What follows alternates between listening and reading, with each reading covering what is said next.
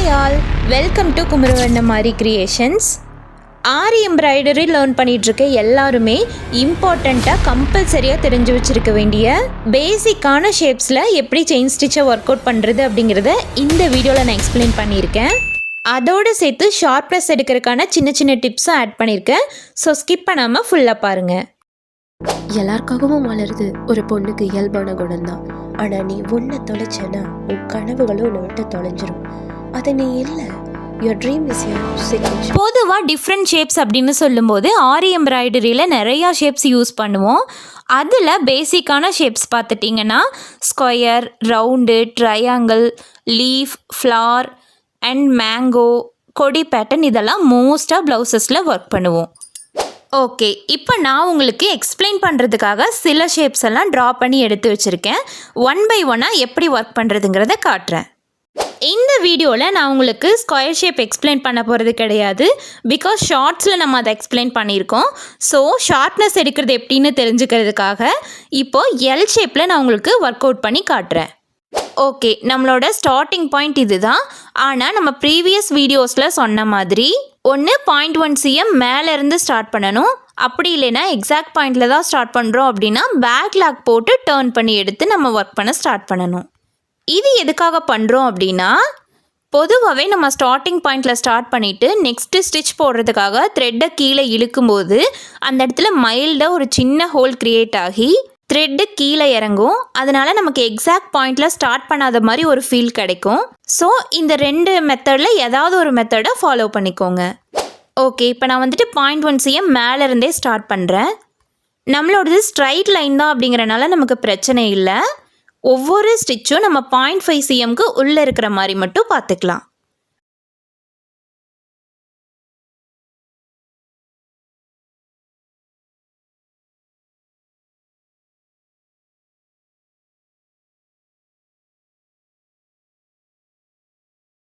Okay, இப்போ பார்த்துட்டிங்கன்னா நம்மளோட நீடில் வந்துட்டு ரைட் சைடுக்கு மூவ் ஆக போகுது. இப்போது நான் எந்த பேக்லாக்கும் போடாமல் டைரெக்டாக மூவ் பண்ணி ஃபைனலாக எண்ணாட் போட்டு காட்டுறேன் பாருங்கள்.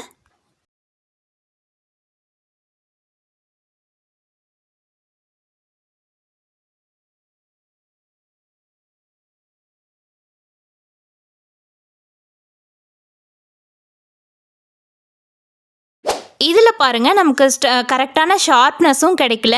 த்ரெட்டு பார்த்திங்கன்னா அங்கே இங்கே மூவ் ஆகிறனால நமக்கு 90 டிகிரி ஆங்கிளும் கிடைக்கல. இது பார்க்க ஒரு எல் ஷேப் மாதிரியே நமக்கு ஃபீல் கொடுக்கல. So again one more time கூட நான் உங்களுக்கு ட்ரா பண்ணி போட்டு காட்டுறேன் பாருங்கள். ஓகே, இப்போ நான் ஸ்டார்ட் பண்ணிட்டேன். ஸ்ட்ரைட்டாக டாப் டு பாட்டம்க்கு ஸ்டிச் போட்டு கொண்டு வந்துட்டுருக்கேன். ஒவ்வொரு ஸ்டிச்சும் ப்ரீவியஸாக சொன்ன மாதிரி 0.5 cmல தான் இருக்குது.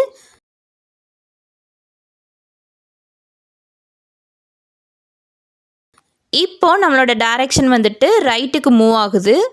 ஸோ ஆப்போசிட் சைடில், அதாவது லெஃப்ட் சைடில் ஒரு லாக் ஸ்டிச் போட்டு டர்ன் பண்ணி எடுக்கிறேன்.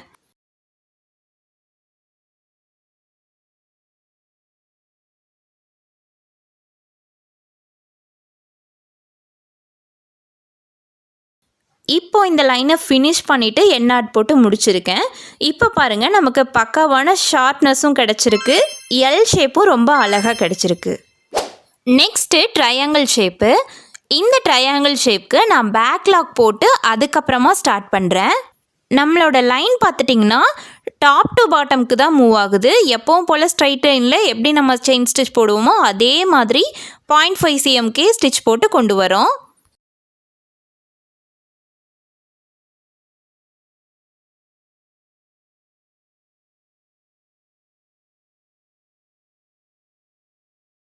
இப்போ நம்மளோட டைரக்ஷன் பார்த்துட்டிங்கன்னா லெஃப்ட் டு ரைட்டுக்கு மூவ் ஆகுது.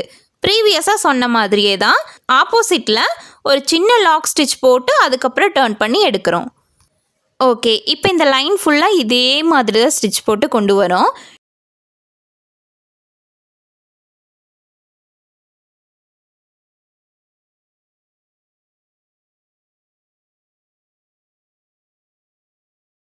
நெக்ஸ்ட் நமக்கு பாட்டம் டு டாப்புக்கு மூவ் ஆகுது. அப்போ நம்ம எங்கே லாக் ஸ்டிச் போடணும்?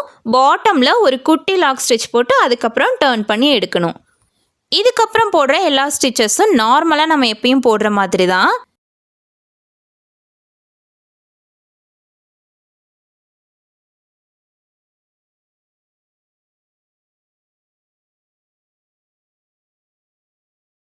அண்ட் ஃபைனலாக எண்ணாட் நான் எப்படி போட்டு முடிக்கிறேன்னு பாருங்கள். இது என்னோட ஃபைனல் ஸ்டிச்சு. இந்த ஸ்டிச்சை முடித்ததுக்கப்புறம் என் கையில் L1 இருக்குது. இப்போது நெக்ஸ்ட்டு L2வை பார்த்துட்டிங்கன்னா நம்மளோட ஃபஸ்ட்டு ஸ்டிச்சோட சென்டர் பாயிண்ட்லேருந்து எடுத்து எண்ணாட் போட்டு முடிக்கணும். இப்படி நம்ம கம்ப்ளீட் பண்ணோம் அப்படின்னா தான் நமக்கு ஷார்ப்னஸும் கரெக்டாக கிடைக்கும்.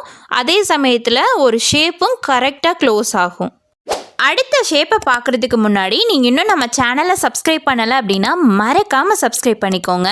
அண்ட் லைக் பண்ணிவிட்டு இந்த வீடியோ உங்களுக்கு யூஸ்ஃபுல்லாக இருக்குது அப்படின்னு தோணுச்சுன்னா மறக்காமல் கமெண்ட்ஸில் சொல்லுங்கள். உங்களோட சின்ன சின்ன சப்போர்ட் கூட எனக்கு பெரிய மோட்டிவேஷனாக இருக்கும். ஓகே, இப்போ back to the topic. Round ஷேப்பில் ஒர்க் பண்ணுறது ரொம்பவே ஈஸி தான். ஏன்னா நமக்கு எக்ஸாக்டாக இந்த பாயிண்ட்லேருந்து தான் ஸ்டார்ட் பண்ணணும் அப்படிங்கிற எந்த இதுவும் கிடையாது. எங்கேருந்து வேணாலும் நம்ம ஸ்டார்ட் பண்ணி ஃபினிஷ் பண்ண முடியும். இப்போ நான் இந்த பாயிண்ட்லேருந்து ஸ்டார்ட் பண்ணுறேன். இந்த ஷேப்பில் நம்ம கவனிக்க வேண்டிய ஒரே ஒரு விஷயம் என்ன அப்படின்னா நம்ம ஸ்டிச்சோட அளவு தான். ஸ்ட்ரைட் லைனில் 0.5ல் நம்ம ஸ்டிச் போட்டோம்னாலே அழகாக தான் இருக்கும். ஆனால் ரவுண்ட் ஷேப்பை பொறுத்த வரைக்கும் 0.5லலாம் ஸ்டிச் போடுறோம் அப்படின்னா அது கொஞ்சம் ஷேப்பை நமக்கு எடுத்து கொடுக்காத மாதிரி இருக்கும். அதனால் நம்மளோட ஸ்டிச்சு 0.25க்குள்ளே இருக்கிற மாதிரி பார்த்துக்கணும். எக்ஸாக்ட் சைஸ் வந்துட்டு 0.25 நல்லாயிருக்கும்.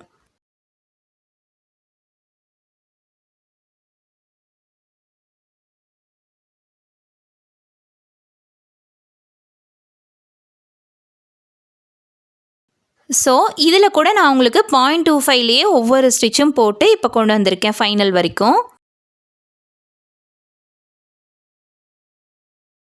இதுதான் என்னோட ஃபைனல் ஸ்டிச்சு. இப்போ இதில் எண்ணாட் எப்படி போட்டு ஃபினிஷ் பண்ணுங்கிறத பாருங்கள். நம்ம கையில் L1 இருக்குது. L2வை ஆஸ் யூஷுவல் எப்பவும் போல் நம்ம ப்ரீவியஸாக சொன்ன மாதிரி ஃபஸ்ட்டு ஸ்டிச்சோட சென்டர் பாயிண்ட்லேருந்து எடுத்து ஃபினிஷ் பண்ணி முடிக்கணும். இப்படி கம்ப்ளீட் பண்ணோம் அப்படின்னா நம்ம இதோட 3 ஷேப்ஸை கம்ப்ளீட் பண்ணியிருக்கோம். நெக்ஸ்ட்டு லீஃப் ஷேப்பில் எப்படி ஒர்க் பண்ணுறது அப்படிங்கிறத பார்க்கலாம். லீஃபை பொறுத்த வரைக்கும் நம்ம மேலேருந்தும் ஸ்டார்ட் பண்ணலாம், இல்லைனா சென்டர்லேருந்து ஸ்டார்ட் பண்ணியும் ஃபினிஷ் பண்ணலாம். அது டோட்டலாகவே நம்மளோட விருப்பம்தான். இப்போ இந்த வீடியோவில் நான் சென்டர்லேருந்து ஸ்டார்ட் பண்ணி எப்படி ஃபினிஷ் பண்ணுறது அப்படிங்கிறத காட்டுறேன். பொதுவாகவே கர்வ் ஷேப்பில் நம்ம ஒர்க் பண்ணுறோம் அப்படின்னா நம்ம மைண்டில் இருக்க வேண்டியது செயினோட அளவை நம்ம எவ்வளோக்கு எவ்வளோ சுருக்கிறோமோ அவ்வளோக்கு அவ்வளோ நம்மளோட ஷார்ப்னஸும் ஃபைனல் அவுட்புட்டும் அழகாக கிடைக்கும். மினிமம் செயினோட சைஸு 0.25 ஆரம்பித்து மேக்ஸிமம் 0.5க்குள்ளே முடிச்சிடணும். 0.5 எனக்கு தெரிஞ்சு ரொம்ப அதிகம்தான். 0.25 தான் கரெக்டாக இருக்கும்.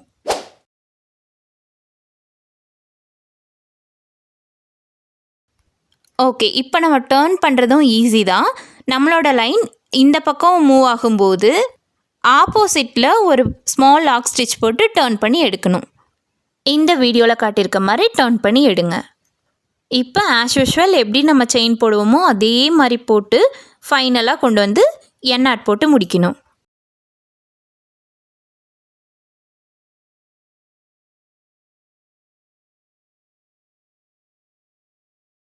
எண்ணாட் ப்ரீவியஸாக சொன்ன மாதிரி தான் L1 நம்ம கையில் இருக்கும். L2வை ஃபஸ்ட்டு ஸ்டிச்சோட சென்டர் பாயிண்ட்லேருந்து எடுத்து ஃபினிஷ் பண்ணணும். எதுக்காக நம்ம எப்போவுமே L2வை ஃபஸ்ட்டு ஸ்டிச்சோட சென்டர் பாயிண்ட்லேருந்து எடுக்கிறோம் அப்படின்னா ஒரு ஷேப்பு கம்ப்ளீட்டாக க்ளோஸ் ஆகிறதுக்காக. அந்த மாதிரி நம்ம எண்ணாட் போட்டு ஃபினிஷ் பண்ணும்போது தான் நமக்கு ஷேப் கரெக்டாக க்ளோஸ் ஆகும். அண்ட் ஒன் அடிஷ்னல் இன்ஃபர்மேஷன், நம்மளோட சேனலில் சம் அடிஷ்னல் சர்வீசஸ் வந்துட்டு நம்ம ஆட் பண்ணியிருக்கோம். Like video editing, voice over, இதெல்லாம் உங்களில் யாராவதுக்கு உங்களோட வீடியோவுக்கு இந்த சர்வீசஸ் தேவைப்பட்டுச்சு அப்படின்னா மறக்காமல் நம்மளோட இன்ஸ்டாகிராம் பேஜ்லேயோ இல்லைனா மெயில் ஐடிக்கோ காண்டாக்ட் பண்ணுங்கள். ஓகே, மேக்ஸிமம் எல்லா பேசிக் ஷேப்ஸையும் நான் இந்த வீடியோவில் கவர் பண்ணிட்டேன். இந்த வீக் ஃபுல்லாக இதைய ப்ராக்டிஸ் பண்ணிக்கிட்டே இருங்க. நெக்ஸ்ட் ஃப்ரைடே நீங்கள் கேட்ட இன்னொரு லாங் வீடியோவோட நான் உங்களை வந்து மீட் பண்ணுறேன். அது வரைக்கும் ஸ்டே டியூன்ட்.